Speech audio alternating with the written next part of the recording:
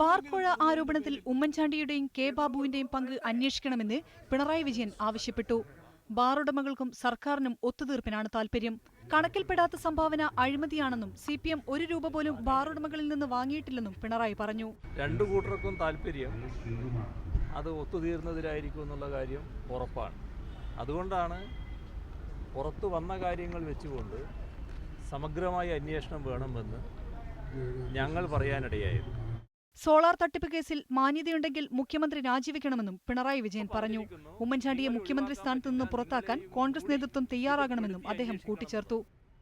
ഏറ്റവും ചുരുങ്ങിയത് അല്പമെങ്കിലും ഉളുപ്പെന്നത് അവശേഷിച്ചിട്ടുണ്ടെങ്കിൽ ചെയ്യേണ്ടത് പെട്ടെന്ന് തന്നെ രാജിവെച്ച് മാറുക എന്നുള്ളതാണ്. ബാർ വിഷയത്തിൽ സുധീരന്റെ പാരയ്ക്ക് ഉമ്മൻചാണ്ടി ഇരട്ടപ്പാരവെപ്പ് നടത്തിയെന്ന് പ്രതിപക്ഷ നേതാവ് VS അച്യുതാനന്ദനും പറഞ്ഞു. ഇപ്പോഴത്തേത് പാരവെപ്പ് ഭരണമാണെന്നും VS അഭിപ്രായപ്പെട്ടു. ഡബിൾ പാരയുമായി നടക്കുന്ന ആളാണ് ഉമ്മൻചാണ്ടി. പാര വെച്ചാലും പാര ശരിയായിട്ടുള്ള നിലയിൽ മുന്നോട്ട് പോകുമെന്ന് തോന്നുന്നില്ല. കാരണം രാഷ്ട്രീയ പ്രബുദ്ധമാണ് നമ്മുടെ കേരളത്തിലെ ജനങ്ങൾ. മീഡിയ 1 കോഴിക്കോട്, തിരുവനന്തപുരം.